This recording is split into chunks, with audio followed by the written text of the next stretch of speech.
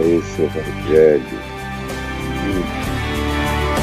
da vida em Deus, o mergulho em Cristo, do tornarmos-nos um com Ele. Esse é o objetivo, é tornarmos-nos um com Ele. Eu vou ler aqui em João, no capítulo 15, do verso 1 ao verso 10, eu quero que você preste atenção nas ênfases que Jesus dá aqui sobre a videira e os ramos. É uma metáfora onde ele nos convida a pensarmos em nós mesmos como um ramo da videira, um ramo da videira, um braço da videira. Jesus é a videira, e dessa videira saem, procedem, brotam ramos, brotam braços, brotam extensões, e são justamente dessas extensões que vêm os frutos, as folhas e os frutos. Eu tive uma videira aqui em casa há alguns anos, uns 12, 13 anos. E agora eu a podei, a cortei, já replantei lá na Quinta das Fontes, para onde a gente vai mudar, e porque eu quero tê-la de novo lá. E demora um pouquinho até ela começar a ganhar aquela forma, vão uns 3 anos, para ela ficar totalmente densa, que nem o sol entra, é uma sombra, com os cachos. 4 anos, provavelmente você começa a comer o fruto já maior, gostoso. E tem um trabalho de poda 2 vezes ao ano, onde você tira todos os galhos que não produzem nada, que são inférteis, infrutíferos. E você fortalece pela poda justamente os que são frutuosos, porque os que estão ali sugando a seiva, mas não dão fruto, estão tirando seiva de quem dá fruto. E a ênfase da natureza é fortalecer os que dão fruto, não os que não dão fruto. E numa cultura de vinhedos, de parreiras, de cultivo de uva para o vinho, para qualquer outra razão, você não espera a natureza seguir o seu curso, porque pode ficar tudo muito mais lento. Então, o vinicultor vai lá e poda os ramos que já estão ali, tiveram tempo de expressarem o seu fruto, mas não eclodiram frutuosidade nenhuma. Por isso são podados para o bem daqueles que dão fruto. E Jesus usa essa imagem para falar da gente com ele. E é óbvia a imagem, a metáfora. É só você prestar uma atençãozinha, você consegue fazer isso. E ele diz, eu sou a videira verdadeira, a videira da vida. E meu pai é o agricultor, é o podador, é o cuidador. Então ele agora fala desse trabalho do pai em relação aos ramos que estão agregados a ele, Jesus que é a videira. E diz, todo ramo, toda pessoa que diz que está em mim, que tem vínculo comigo, que está ligada a mim, que procede de mim, todo ramo que estando em mim, no entanto, não der fruto, tem tempo para dar, não tem nada precipitado, ninguém é cortado antes da hora, tudo aqui é tratado com longanimidade, misericórdia, tempo, mas tem que dar fruto. Porque se estiver em mim e não der fruto, aí as pessoas começam a dizer: meu Deus, que fruto é esse? Como eu ouvi a minha vida inteira, desde que eu me converti e comecei a ir à igreja nos primeiros 2, 3 meses, e logo depois comecei a pregar na igreja, na rua, na praça, na esquina, nas rádios, nas televisões, nos jornais, mas os primeiros 2, 3 meses eu só ia. E na rua eu batia palma e pregava para os que se ajuntavam para me ouvir. Mas eu ouvia todo mundo me perguntando: Caio, que fruto é esse? E eles diziam: você mal se converteu, já está dando fruto. Toda semana você chega aqui com um monte de gente que se converteu contigo durante a semana, os hippies, os seus amigos e amigas dos clubes, das praças, e eles vêm, você está dando fruto. Agora eu estou aqui há anos, nunca consegui trazer nenhum parente para a igreja. Isso me dá uma angústia, me dá um medo, me dá um pânico, porque eu não dou fruto. Eu não dou fruto, eu também não consegui até hoje dar o dízimo com fidelidade, porque eu sempre tenho um problema, eu ganho pouco, tenho que ajudar minha mãe, meu pai, meus irmãos, separo o dízimo, mas antes de trazer, às vezes eu tenho que quebrá-lo, tirar uma parte dele para socorrer alguma coisa, e eu não estou dando fruto. E eu ouvia todo tipo de histórias, aqueles que também vinham e diziam que não estavam dando fruto porque não estavam lendo a Bíblia como deveriam, ou não oravam todo dia, de joelhos, nos quartos, não separavam um tempo para fazer aquela oração que Deus via, que Deus ticava, validava o ponto do indivíduo. Então, eu ouvi e ouvia de todas as histórias, já desde o início da minha experiência com Deus, que isso estava presente. Eu não conseguia entender aquelas pessoas. E eu dizia para elas: mas por que vocês acham que fruto é isso? No Evangelho, fruto é sempre outra coisa. Fruto é o resultado da vida. Fruto é a expressão do mandamento. E o mandamento é amor. E tudo que se vincula a amor é o fruto de Deus na gente. Porque senão uma pessoa que tivesse grande extroversão iria sempre produzir mais fruto, porque fala mais. Uma pessoa que tivesse uma capacidade de comunicação intensa e que não conseguisse ficar quieta em lugar nenhum, eventualmente traria mais pessoas interessadas para virem assistir o que ele, como bom vendedor, vendeu como ideia. Mas isso dá vantagem a ele. Uma pessoa que seja tímida, ou que seja introversa, ou que seja quieta, ou que tenha uma personalidade de uma natureza calma e silenciosa, não vai dar fruto, porque não tem essa capacidade de comunicação e nem tem a coragem da verbalização histriônica. Que isso? De onde vocês tiraram isso? Uma pessoa que não decora a Bíblia, que não tem uma boa memória para sair recitando, não dá frutos. Uma pessoa que trabalha miseravelmente, que sai de casa 4 da manhã e volta para casa muito tarde da noite, morta, que quer até orar, mas no ato de orar, dorme. Não deu fruto por causa disso? Porque trabalha honestamente o dia inteiro para sustentar a família, não está dando fruto?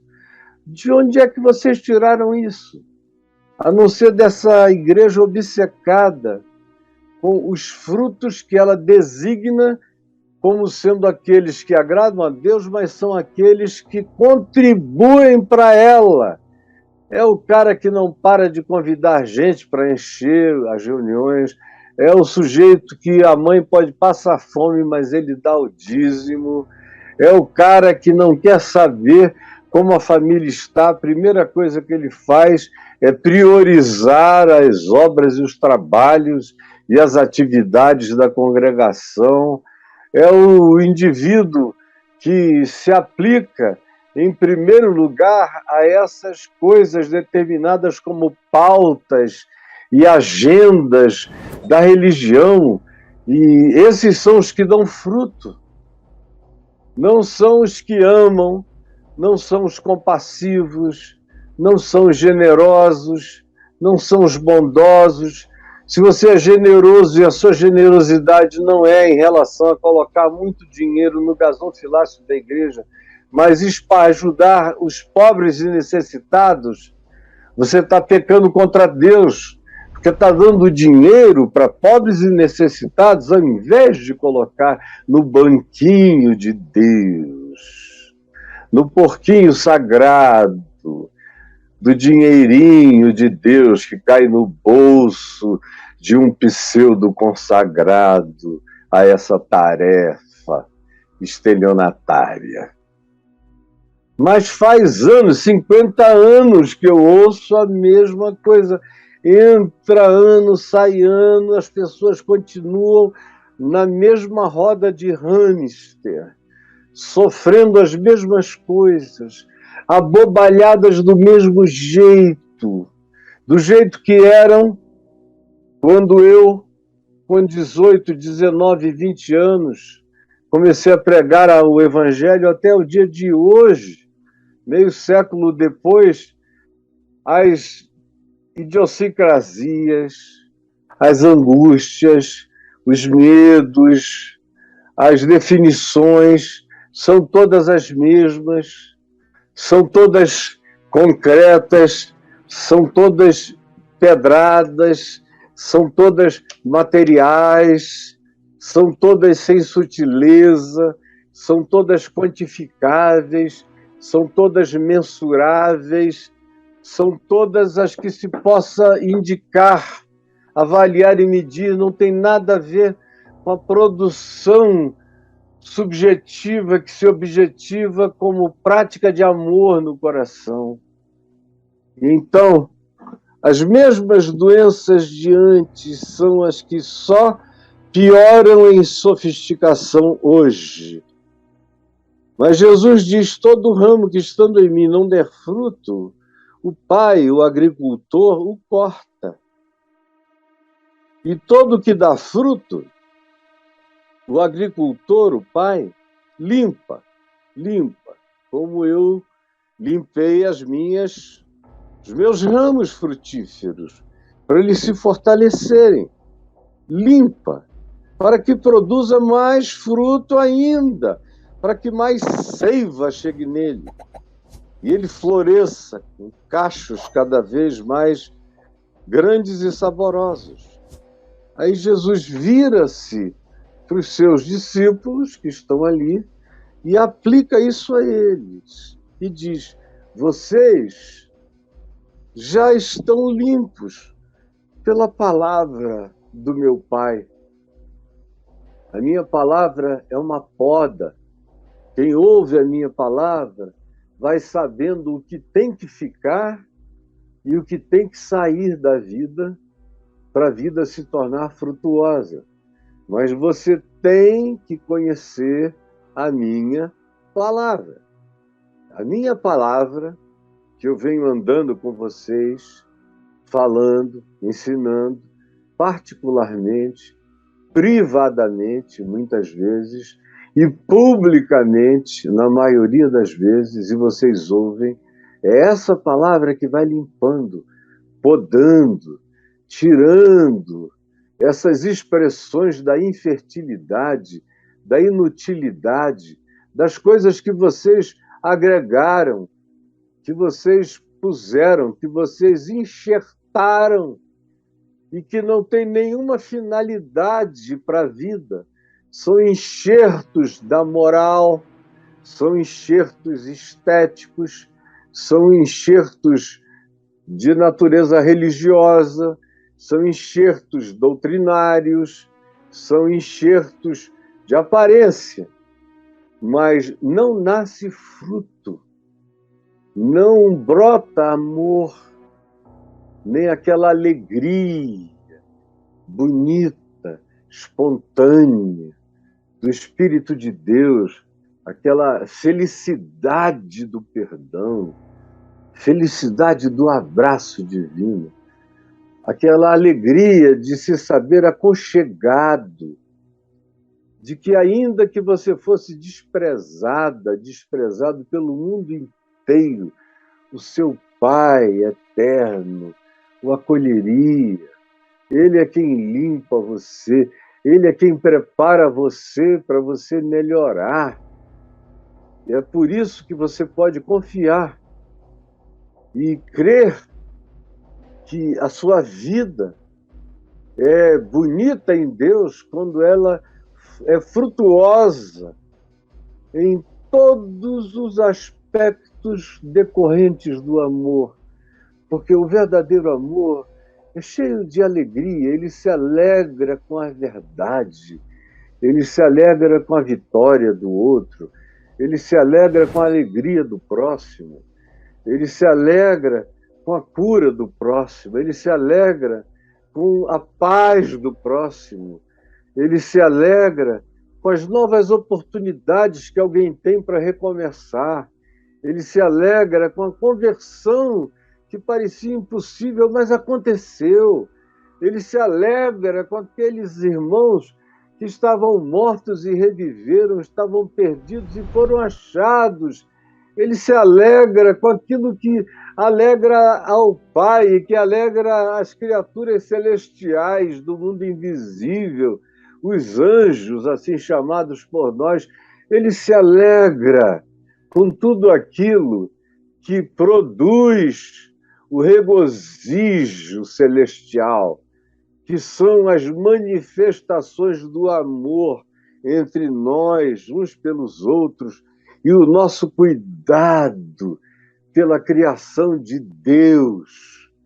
São as coisas que alegram os céus, que reúnem os aplausos das assembleias invisíveis.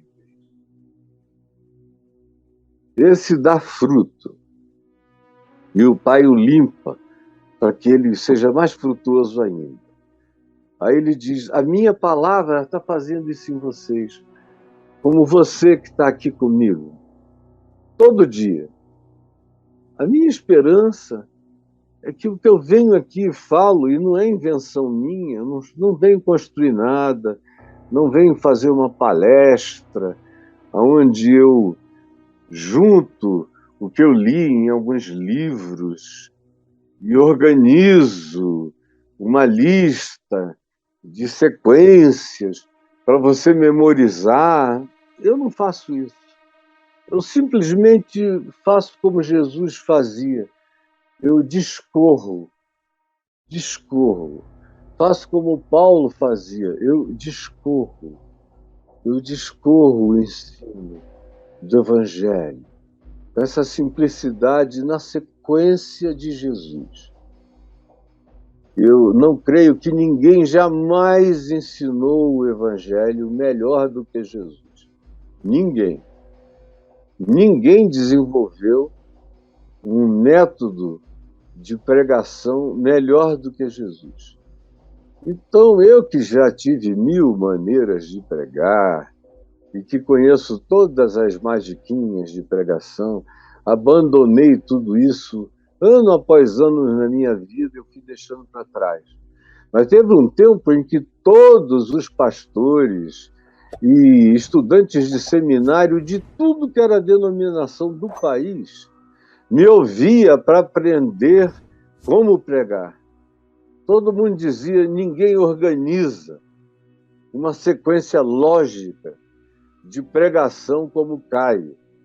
Ele pega um texto e o arruma todo, termina completamente claro. As introduções já abrem as percepções, as conclusões são veementes, as ilustrações do meio são todas pertinentes, são inesquecíveis. Aí eu vi que as pessoas repetiam o que eu pregava e era muito fácil. Ainda tinha livros meus com mensagens e esboços. E eles ouviam, iam para os congressos anotando tudo. Depois me diziam de cada mensagem sua eu faço 5, 6, 7, pregando na minha igreja. Eles pregavam o que eu pregava, mas eles próprios não se convertiam. Aí eu falei, eu não vou mais ajudar esse pessoal com as homiléticas, tanto as que eu aprendi como as que eu desenvolvi. E deixei tudo de lado. E faz aproximadamente 25 anos que eu só sigo as sequências de Jesus. Por uma coisa óbvia.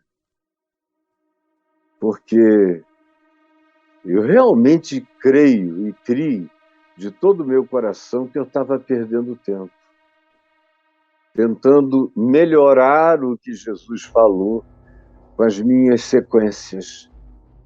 E eu decidi simplesmente seguir a lógica imediata do ensino de Jesus.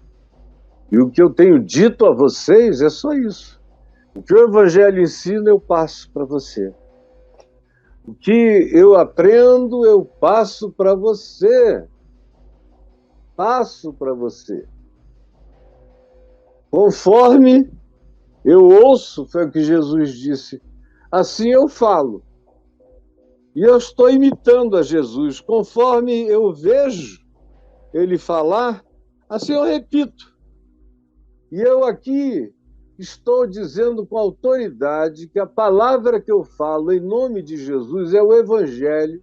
E esse Evangelho limpa, vai tirando toda essa bugiganga, vai tirando esse peso morto, vai tirando esse chupa-sangue, esse chupa-seiva do seu ramo, que não consegue frutificar, porque antes tem que dizimar, antes tem que frequentar, antes tem que cantar no coral, antes tem que se engajar num grupo, antes tem que tanta coisa que não sobra tempo para Deus, não sobra tempo para Deus no amor ao seu pai, à sua mãe, aos seus filhos, aos seus parentes, ao seu próximo. Não sobra tempo para frutificar na vida, porque você passa o dia no aquário da religião, infrutífero, agradando o olhar de quem pode contar e dizer: viram quantos peixes novos estão no meu aquário? Mas eu não estou aqui para fortalecer nenhum aquário. Eu estou aqui para dizer que a palavra que eu trago, que é do Evangelho, ela já carrega esse poder de poda. De um lado, ela limpa os que estão dando fruto. Todo dia tem gente me dizendo, aprendi algo, joguei fora mais uma bugiganga, mais uma coisa desnecessária, mais um pedaço improdutivo da vida. Eu sinto que a minha energia está crescendo na direção das coisas que são úteis e que produzem o fruto do Espírito Santo, do amor, do caráter de Deus, da ética de Cristo, da existencialidade de Jesus. Cada dia mais. Por outro lado, a própria palavra que eu estou dizendo aqui vai cortando, decepando um monte de gente que chega. E tem muita gente que chega e não aguenta. Não aguenta. Eu tenho estado admirado, porque, meu Deus, ninguém na história cristã do Brasil foi chamado, depois de 25 anos de quase adoração, de unanimidade absoluta, quando eu me desliguei, quando eu me divorciei das instituições religiosas, não foi no casamento, não foi nada disso. Eu podia ter me divorciado do casamento e tudo continuaria mais ou menos igual. Bastava eu ter continuado vinculado às instituições religiosas, mas o grande divórcio que eu queria praticar não era conjugal, era religioso e institucional. Eu queria me desligar de tudo que não fosse videira verdadeira. Tudo que fosse tronco sem seiva. Tronco religioso. Tronco de madeira sem vida. Tronco que não carregava o poder de produzir o fruto do Espírito. Só aparência. Só cara de sarça ardente que não ardia, de videira que não dava fruto, de oliveira que não dava azeite. Só fachada. E eu já não aguentava mais. Quando eu me divorciei, daí eu passei a ser chamado de o maior de todos os hereges, Belzebu, anticristo, samaritano doido, endemoninhado, traidor do evangelho. E aí os pastores transformaram isso em recomendação oficial para todo lado. Hoje até eles estão calados, porque eles viram que não era uma boa estratégia falarem de mim de dia e de noite contra mim, porque eles estavam enviando milhares de jovens curiosos para me ouvirem. E os jovens chegam e a maioria fica. Agora, tem outros que chegam aqui curiosos para conhecerem o herege, e aí ficam. E tem outros que dizem, deixa eu ir embora daqui, porque esse cara, a heresia dele é amar demais, é acolher demais, é incluir demais, é abraçar demais, é ser compassivo demais, é ser longânimo demais, é dar oportunidade demais, é estender os braços alongadamente demais. É tudo demais na direção do que eu acho que deveria ser de menos. Mas se a gente for avaliar entre o demais dele e o meu de menos, ele está melhor diante de Deus com o demais de amor dele do que eu com o meu de menos de amar. Então eu não quero nem ouvir. Como outro dia eu ouvi de uma pessoa que disse, o meu pastor me disse para eu não ouvir o senhor porque o senhor é radical demais. Aí eu falei, como? Radical em que sentido? Radical, que eu saiba, é o teu pastor, que você não pode se vestir assim, não pode fazer aquilo, não pode namorar sem permissão, não pode, nem viajar sem ordem para viajar. E eu é que sou radical?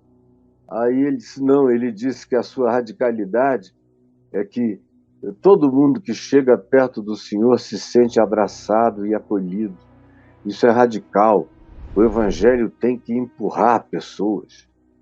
Aí eu digo, então diga a ele que eu agradeço muito pela má fama que ele está espalhando a meu respeito, e que eu peço a ele para aumentar a minha má fama, para piorá-la tanto que fique igual à fama de Jesus, a minha radicalidade. Porque é essa palavra que limpa, tanto quanto essa mesma palavra que poda, que corta. Aí tem gente que chega também e diz, não, eu vou ficar porque é legal. Mas na hora que começam a ouvir, dizem, ou eu de fato me converto, ou eu só estou acumulando juízo.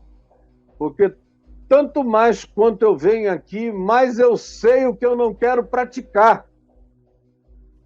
e menos eu tenho como negar que não seja puro evangelho.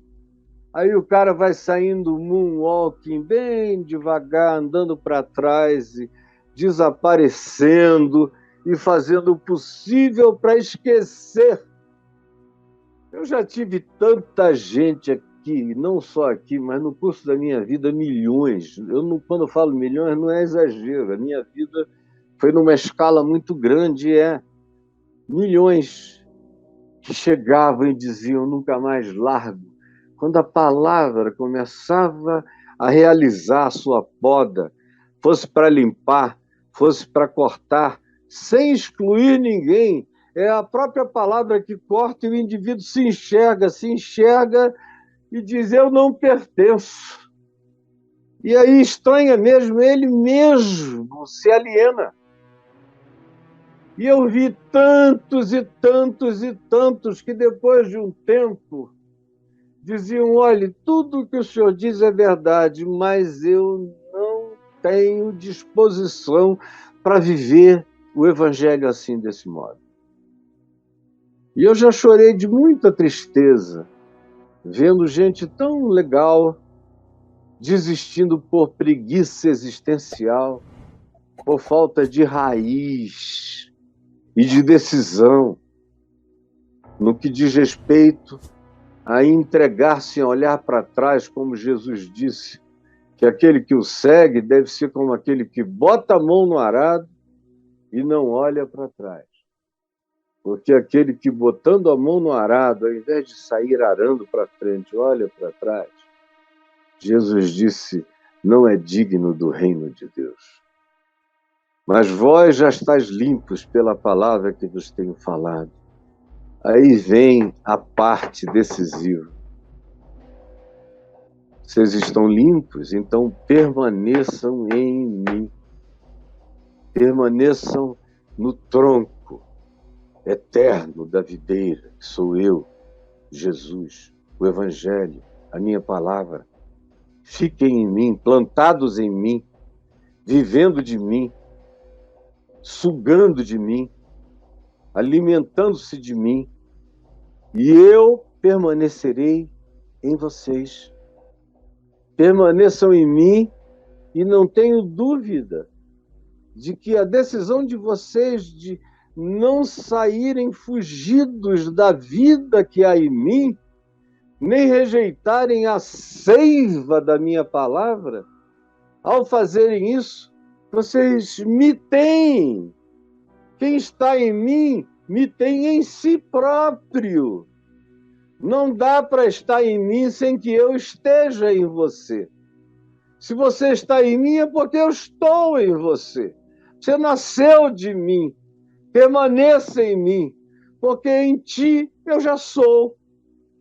Enquanto você der o testemunho de que está em mim, dando os frutos da sua ligação, do seu vínculo essencial comigo.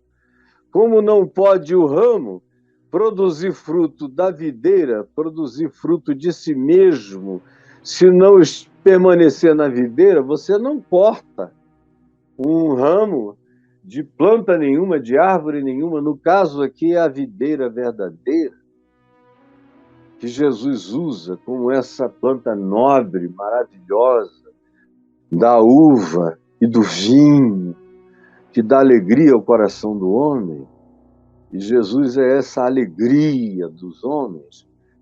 Ele diz: fora de mim, vocês podem se vincular à religião, podem se tornar papas, cardeais, arcebispos, bispos, apóstolos, podem virar o que vocês quiserem, podem se tornar titulados do que vocês queiram se titular, em divindade, doutores em divindade, doutores e PhDs em Novo Testamento, em qualquer que seja a matéria, o objeto do estudo religioso e teológico, mas se vocês não derem fruto de amor, de alegria, de paz, de bondade relacional, de perdão, de perdão, de perdão,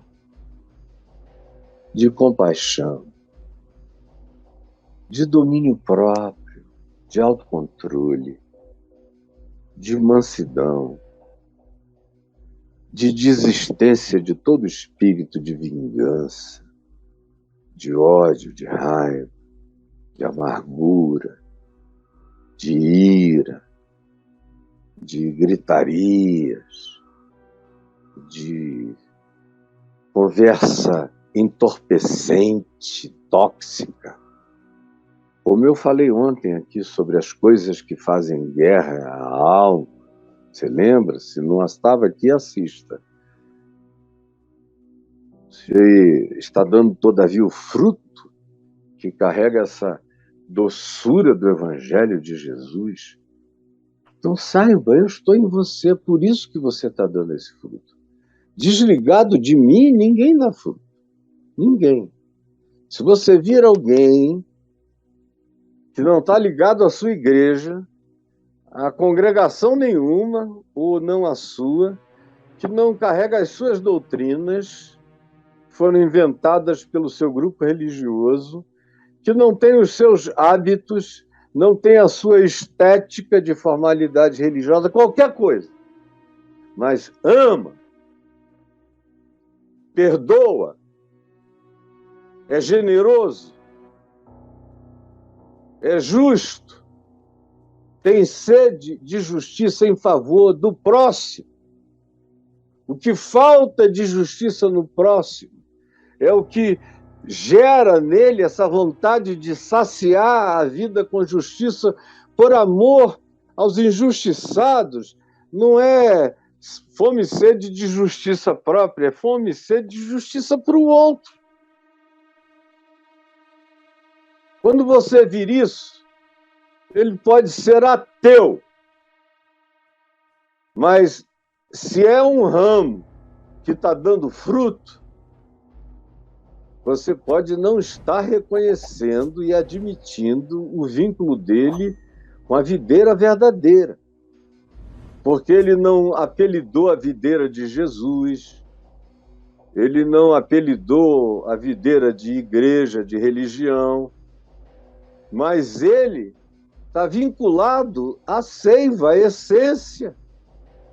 Ele considera que qualquer coisa na vida que não seja fruto de amor, verdade, justiça, sinceridade e bondade e fidelidade, e eu conheço muitos ateus que são assim, fiéis, generosos, justos, amorosos, misericordiosos e traumatizados pela religião, mas que dão fruto de amor.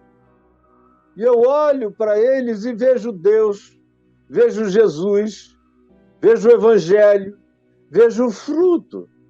E olho para um monte de gente que anda com tag escrito cristão da igreja tal, todos marcados. Tem até QR Code de igreja neles, mas não tem fruto de nada. Fruto de nada. Só dão o fruto do ódio, como Jesus disse aos religiosos lá em João 8. Vocês são filhos do diabo. O fruto é do diabo, é ódio, é mentira, é engano, não tem nada a ver comigo. Ele deu o exemplo do samaritano, que era considerado herético, sem Deus, que praticava doutrinas estranhas. Alguns deles eram até reencarnacionistas. Muitos deles tinham práticas que para o judaísmo eram absurdas. Eles não obedeciam o lugar do sacrifício, que era Jerusalém, sacrificavam no Monte Gerizim, lá na terra deles, até o dia de hoje. Os judeus pararam de sacrificar, os samaritanos não. Eram considerados os maiores hereges de Israel. Os israelitas odiavam mais aos samaritanos do que aos romanos, do que a qualquer outro pagão. E os samaritanos eram irmãos que tinham ficado diferentes no curso dos anos, que tinham, por razões de rejeição pessoal, por terem sido tão rejeitados pelos judeus, eles acabaram, assumiram a rejeição e se tornaram pessoas diferentes. Cada vez mais. Quanto mais rejeição, mais o grupo rejeitado se diferencia do grupo rejeitador. É sempre assim, em qualquer ambiente, da família, qualquer forma. A perspectiva até nacional. Quanto mais ódio de um grupo por outro, mais polarização, mais diferenciação. São lógicas psicológicas que vão do individual ao coletivo de qualquer dimensão. E são lógicas físicas também. Então, está dando fruto de amor? Está confessando Jesus, mesmo sem falar o nome dele. Mesmo sem viver pregando, mas está praticando as obras dele.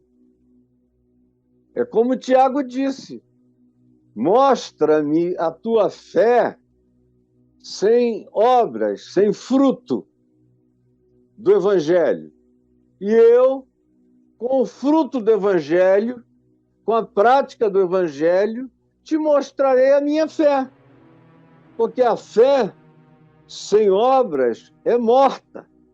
E se é morta, como eu digo há muitos anos, não é fé, é fétida, está pútrida.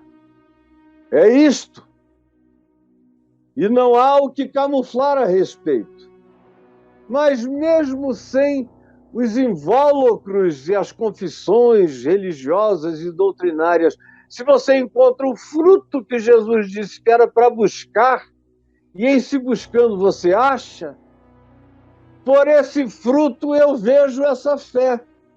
Mas pela fé, sem esse fruto, eu só vejo hipocrisia e mentira e inutilidade espiritual, sem nenhum significado,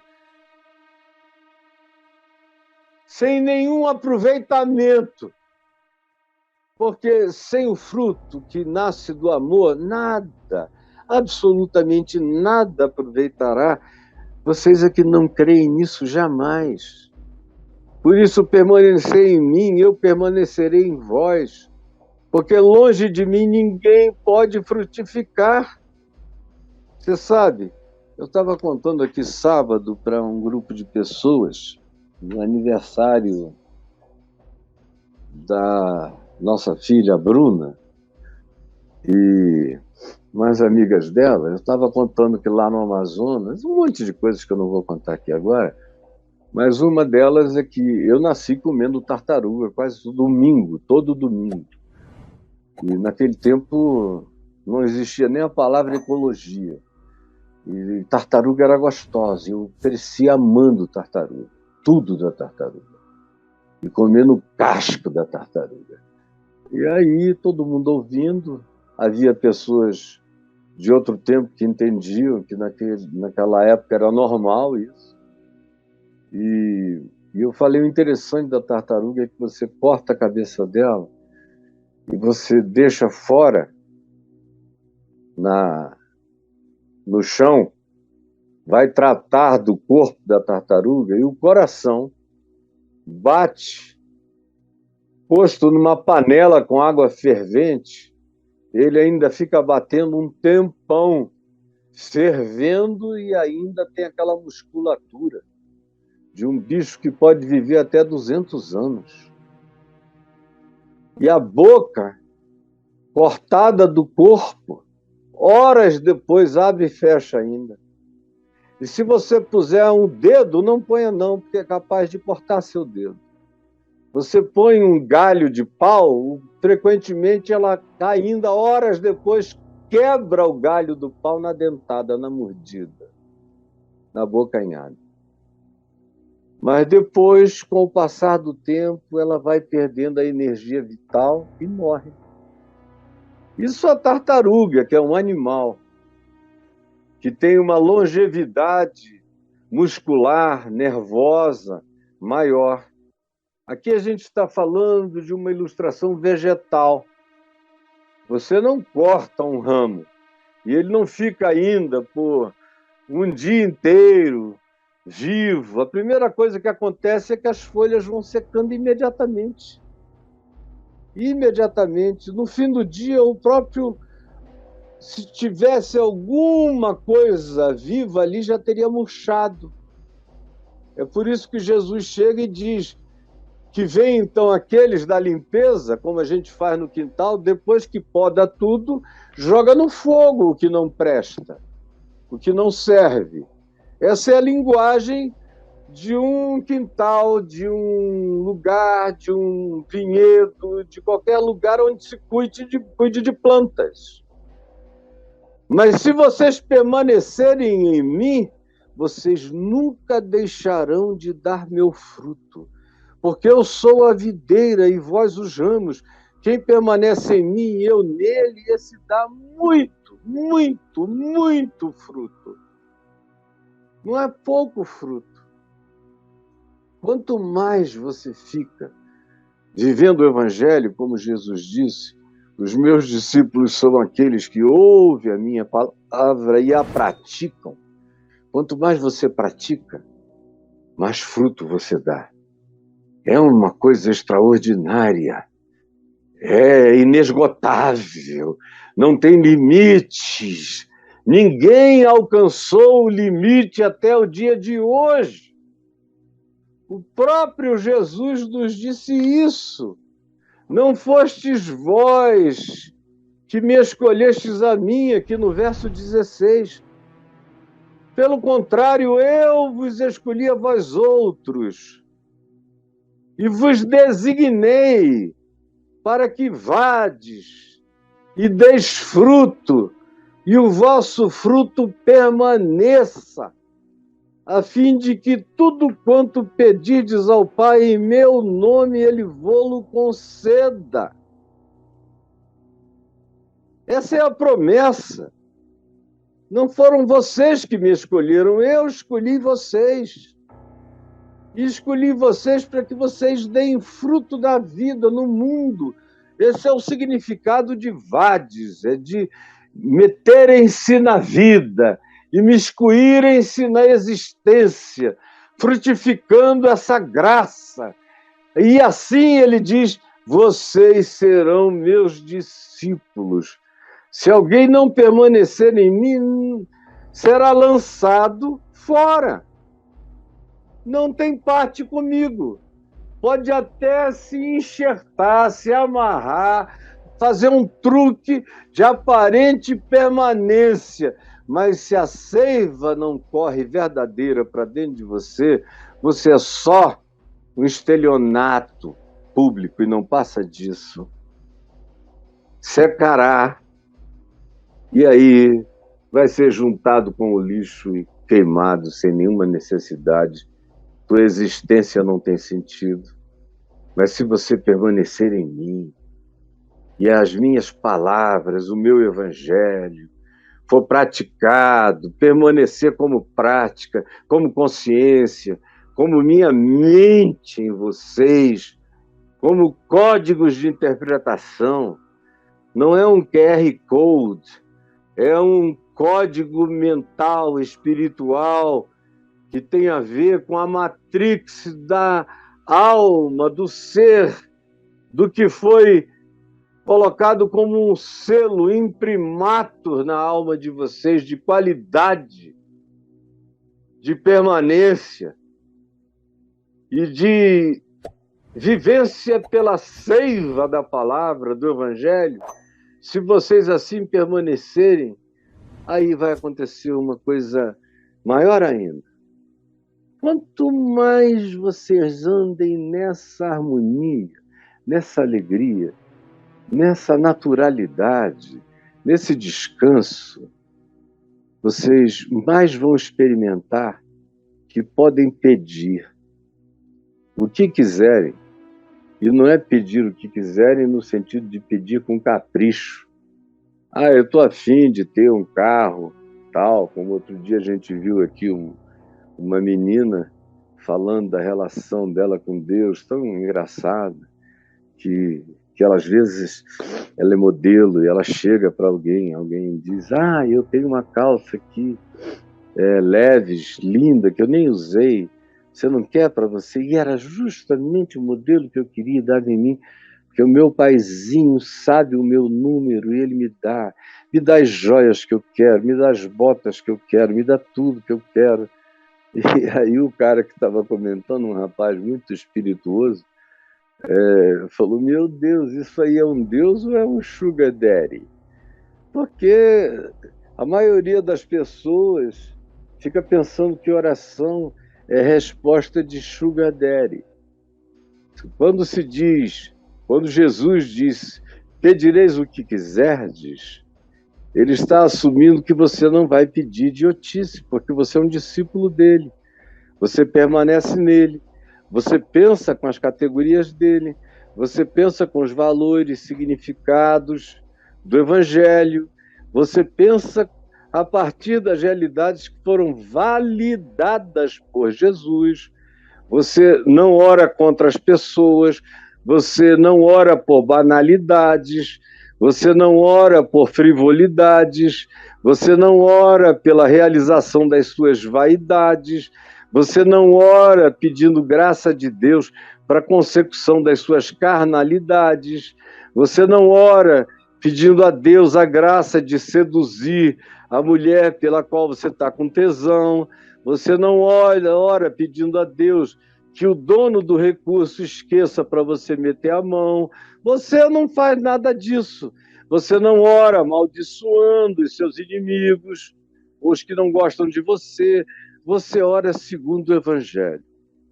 Você só faz as orações que Jesus faria, porque você está nele, permanece nele, e está com a palavra dele determinando o fruto da sua vida, os atos da sua vida, as obras da sua vida, que decorrem do seu interior.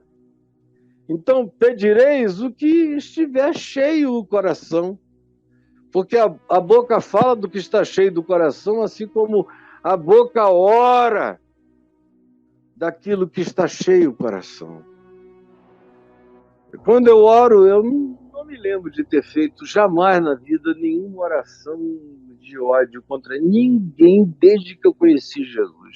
Nunca pedi, Jesus, pesa a mão, olha o que estão fazendo comigo, quanta mentira, quanto exagero, quanta invenção, quanta maldade, quanta tentativa de destruir o Evangelho na minha vida e me destruir no Evangelho.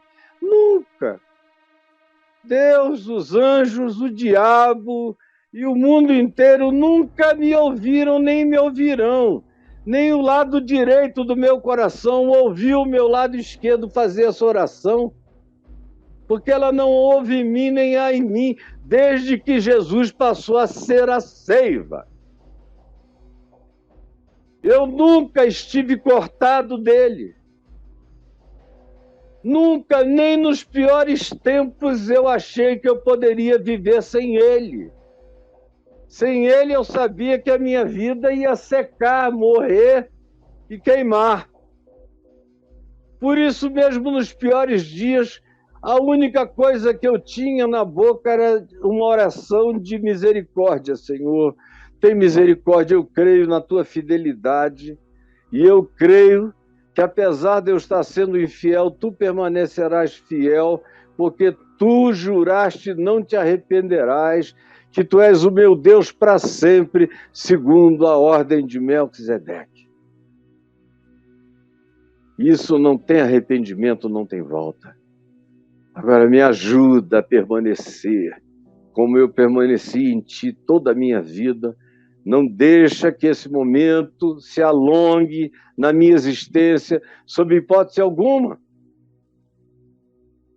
Porque eu sei, se a palavra dele permanece em mim, e se eu coerentizo a minha vida com o Evangelho, e harmonizo e torno a minha vida uma extensão frutuosa do Evangelho de Cristo, eu peço o que eu quero. E eu nunca peço o que Deus não gosta de atender. Não importa se é impossível. Ele tem me atendido em tantas coisas impossíveis, mas são as coisas que ele gosta de atender. Eu nunca fiz uma oração que ele não goste. Nunca. Eu peço o que ele gosta. E tenho sido sustentado, mantido, guardado, protegido, sob a redoma desses cuidados, com essa seiva de fidelidade, atravessando a minha vida, a minha casa, os meus filhos, os meus netos, por misericórdia, todos os dias, e acontecerá todos os dias, nunca cessará, porque eu sei que estou vinculado à videira e a minha vida é alimentada pela seiva do Evangelho todo dia. E aí eu peço o que eu quero, porque o que eu quero é o que eu sei que Ele responde. Eu não tenho orações a Deus em relação às quais o meu Pai relute. Eu só peço o que Ele tem prazer em dizer amém. Como diz Paulo, aquelas coisas nas quais nós temos o amém de Deus na encarnação, na prática e na vivência de Jesus. Eu sei o que Deus diz amém e eu sei porque Deus não diz amém. É Jesus que mostra quais são os améns de Deus na vida. É o que Paulo diz escrevendo aos Coríntios. Em Jesus eu aprendo aquilo porque Deus diz amém. E se eu sei aquilo porque Deus diz amém, eu peço o que eu quero. Quando eu alinho o meu querer com essa vontade e com essa alegria de pedir aquilo ao que ele diz amém, mesmo que aos homens pareça impossível, porque os impossíveis dos homens são possíveis para Deus. Como o Pai me amou, também eu vos amei. Então, o segredo é um só. Permaneçam no meu amor. E a permanência no meu amor não é verbal, oral, não é de palavras, é de fato e de verdade. Se guardardes os meus mandamentos, permanecereis no meu amor.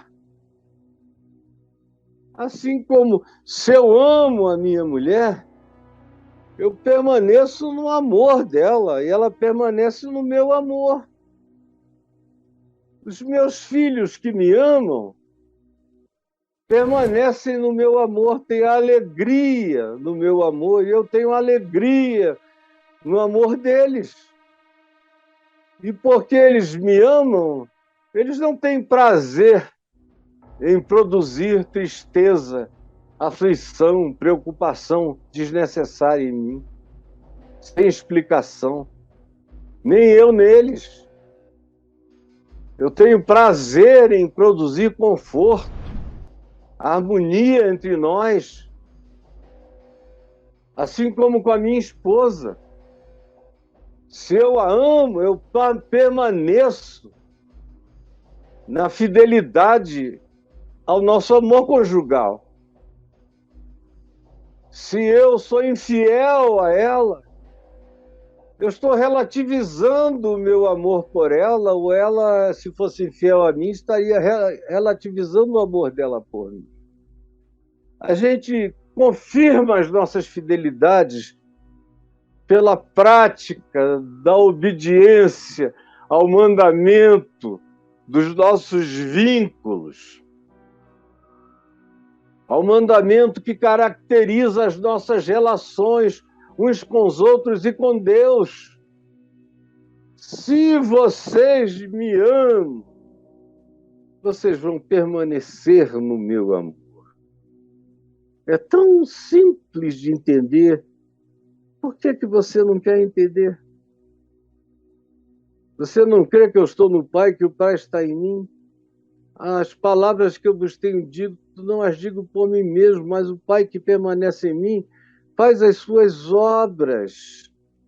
Crede-me que eu estou no Pai, que o Pai está em mim. Crede ao menos por causa das mesmas obras. E ele afirma com toda veemência: se guardardes os meus mandamentos, permanecereis no meu amor, assim como também eu tenho guardado os mandamentos do meu Pai, no seu amor permaneço. Esse assim também como estabelece a qualidade do tipo de vínculo que eu tenho que ter com o Pai e com os seus mandamentos. Jesus diz: olhem para mim, eu sou filho, ele é o agricultor. Vejam como eu me comporto diante dele, como eu vivo para ele, e vivo para vocês, e vivo para o mundo, e vivo para a criação, e vivo para todos. Vivam como eu vivo, amem como eu amo, deem o meu fruto, busquem a minha semelhança, e então vocês serão meus discípulos. E então, quem olhar para vocês me verá. E então, as características que me habitam serão as marcas do caráter de vocês. Vocês vão ganhar a fisionomia do meu amor.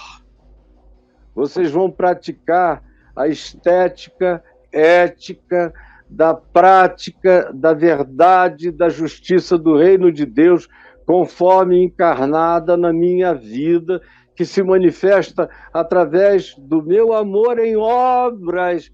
Vejam como eu vivo, vejam como eu sou, vejam como eu trato. Sejam assim, vocês serão como eu e pedirão o que quiserem e vos será feito. Vocês serão só podados para crescerem, para se fortalecerem, para melhorarem.